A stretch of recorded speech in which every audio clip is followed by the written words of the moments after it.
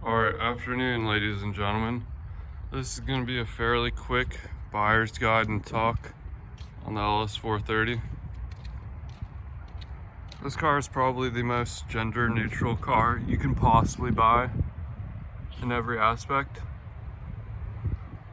When you pull up to one of these cars on the road, it could be a little old Asian lady, could be a kid with their first car, 16 years old.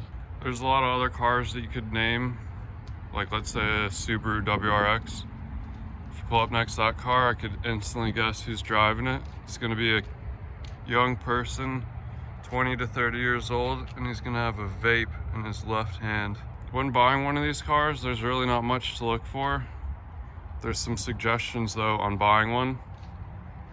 There's different option models on this car, like the ML, CL, UL. I'm gonna go over that real quick.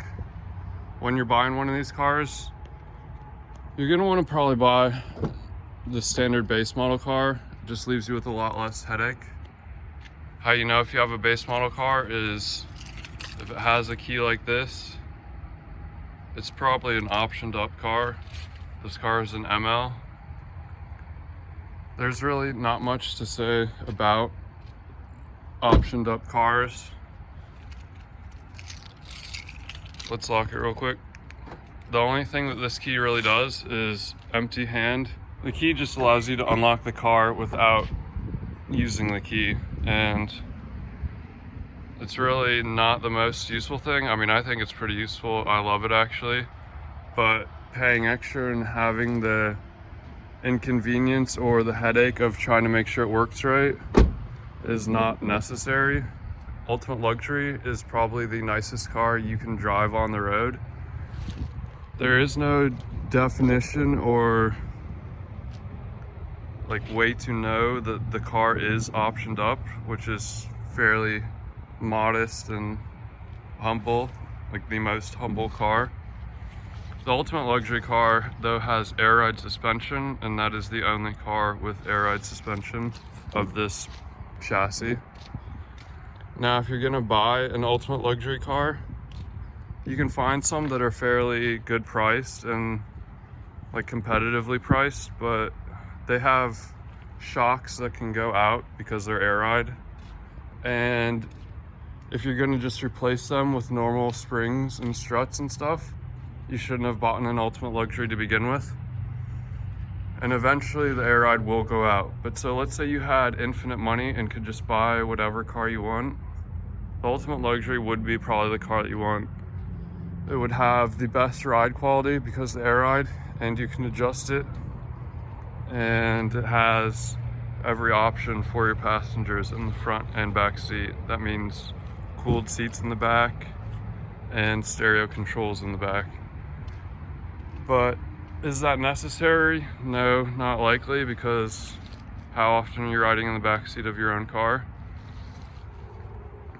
And let's say you have to repair or replace the air struts in one of these cars. More than likely you're going to want to replace them all at one time. And if you buy an Ultimate Luxury for like, let's say $6,000, and then the struts go bad, you're going to end up spending like $4,000 plus, and no one's going to want to buy an Ultimate Luxury LS430 from you that has struts switched out with normal struts. So if you know that you're not going to want to end up paying for the repair of the struts, you shouldn't buy one to begin with. Now, so let's go down one. The Modern Luxury and the Classic Luxury are what you want if you want all the options, not including the controls in the back seat and the cooled seats in the back, because who really needs cooled seats in the back? If you have kids, or I don't know, like a car seat in the back, kid doesn't need cooled seats in the back, and they'll end up breaking the controls in the back more than likely, and that would just be very expensive. The Classic Luxury has the amenities and everything that you would want of the Ultimate Luxury. So let's say that you bought an Ultimate Luxury and you just want to replace it with normal springs and struts anyways. Classic luxury is where it's at, because that's basically ultimate luxury without the rear controls. It's got the nice wood, and you don't need to worry about the air ride. Modern luxury is just one step below that. It doesn't have the same wood that the classic luxury has, and it doesn't have the, what's it called, the light cleaners on the front or whatever.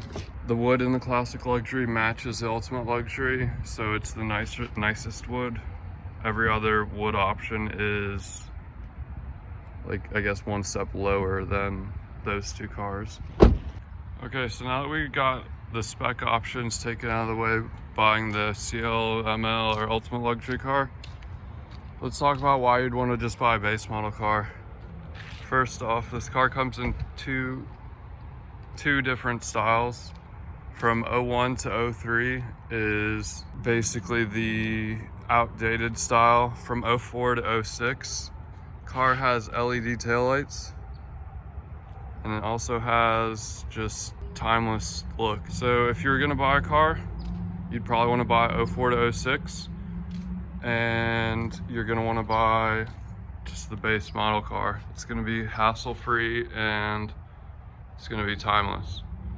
Headlights are nicer on 04 to 06, and taillights, that's mainly what you see on the car and what is seen on the car. Now, when buying a car and you're interested in buying a spec'd up version of this car, and you get in the car and go for a test drive, and you turn on the stereo and the stereo doesn't work and or it makes crackling noises, 100% walk away immediately.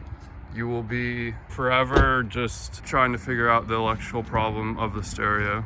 The stereo has the amp in the back. The amp's located right there. And the problem with that is the exit for the cabin air is right behind the wheel, which you can't see, but it's right behind the wheel. So if you park your car outside, or the car was parked outside before you bought it, it wasn't a garage car, your car will 100% probably have amp problems. And for the normal person, it will be almost impossible to solve without spending just endless money on it.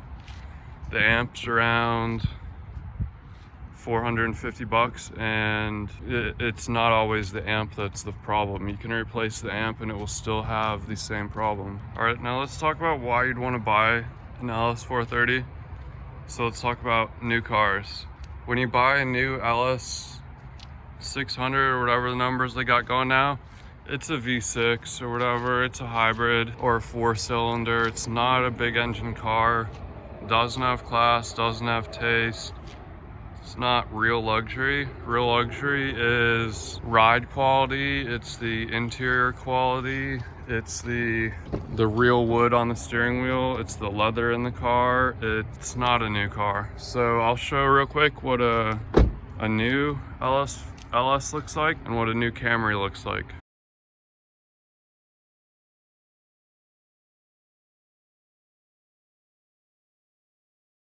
I'm a big car guy, and when I see a new LS on the road, I think it's just a big body Camry. And in my mind, if I had the money to spend on a new LS and I bought it and it looked like a new Camry, I would be, I don't know, displeased in myself. New cars just aren't it for me.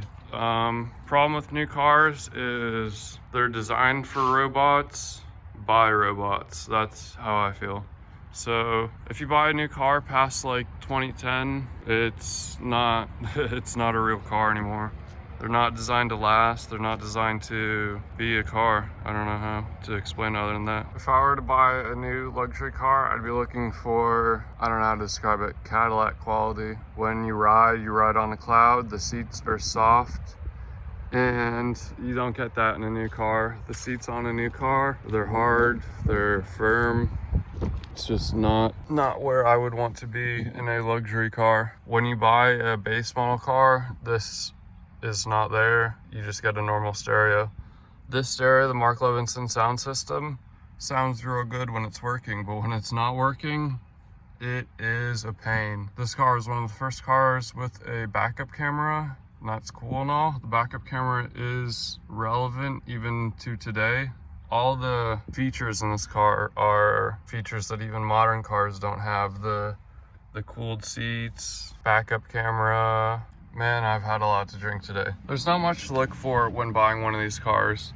This is Toyota quality. It is reliable. The engine will last forever. Something you will want to look for is if the exhaust is rusted, you probably don't want to buy the car. If the car is from a northern state, you probably don't want to buy the car. The heat shields on the car, they're like tin. The screws are like steel or something. The metal doesn't react well. It will corrode and the heat shields will come off. I've had to fix that. Okay, so let's talk about price as the last thing. A new LS costs more than a house and you're not gonna be satisfied with it. My dad's friend has all the money in the world. He bought a new LS. It has a 4-cylinder. He was so not happy with it, he brought it back and he made them refund the money on it. That to me shows where new cars are going and you don't want to go there. So these cars, nice one, low mileage, can be, I don't know, let's say 10 grand for maybe like a 60,000 mile car. And mileage doesn't mean much on these cars. These cars run for forever. If you buy a car that, let's say the interior looks nice, then more than likely the owner has taken care of it. If the interior is all torn up, you more than likely do not want to buy it because you can buy one for almost any price point. I bought this car, 6,800 bucks, and I'd say at this point I've almost overpaid because having to fix the exhaust and fix the stereo myself and just inconvenience that it's with, 6,800 bucks is a lot of money. This car did come though with 90,000 miles and I was looking for a low mileage car. When I buy a car, I'm looking for something that will last me indefinitely. New cars, they will not last you indefinitely and you'll end up having to put money into them. I'll leave you with one last word. Your gut will tell you what car to buy for yourself, and you can buy almost any of these cars and you will not be dissatisfied with yourself or your purchase. Let's say if you spend less than $5,000-$6,000, you're buying one of the nicest cars on the road, and as long as it works, you'll be happy. The ride is unparalleled and you'll enjoy it. Thanks for watching. Have a good day.